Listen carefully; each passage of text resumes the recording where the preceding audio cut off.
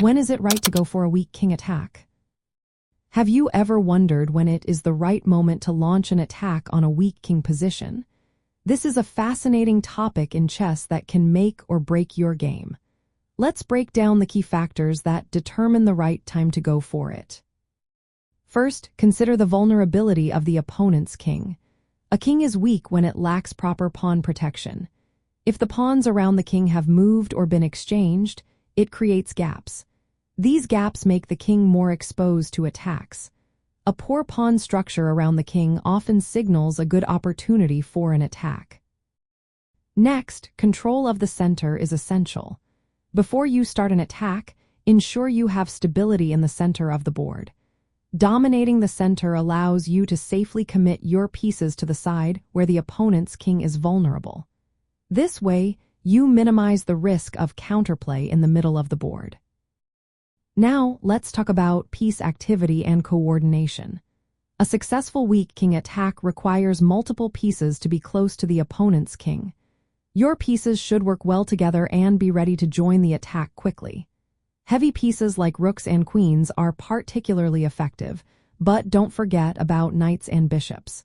They can exploit weak squares near the king. Speaking of weak squares, these are squares that cannot be defended by the opponent's pawns. Identifying these squares near the enemy king is crucial.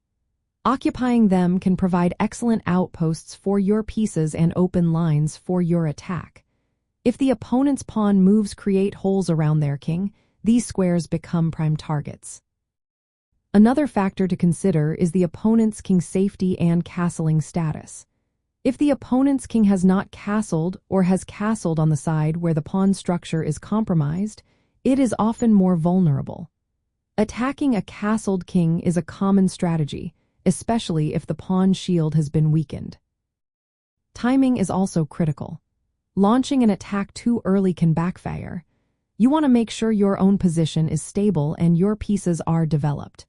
It is best to initiate the attack when you have enough material and piece activity. Look for tactical opportunities, such as sacrifices to open lines or clear squares near the enemy king. Lastly, consider the opponent's defensive resources. If they lack defenders around their king or their pieces are poorly placed, your attack is more likely to succeed. However, if their pieces are ready to counterattack or reinforce the king's position, it may be wise to hold back.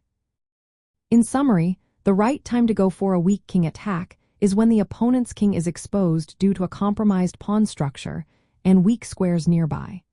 You should also have control of the center and sufficient piece coordination to mount an effective offensive.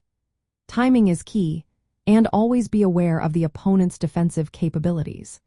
This approach maximizes your chances of a successful attack against the enemy king's position.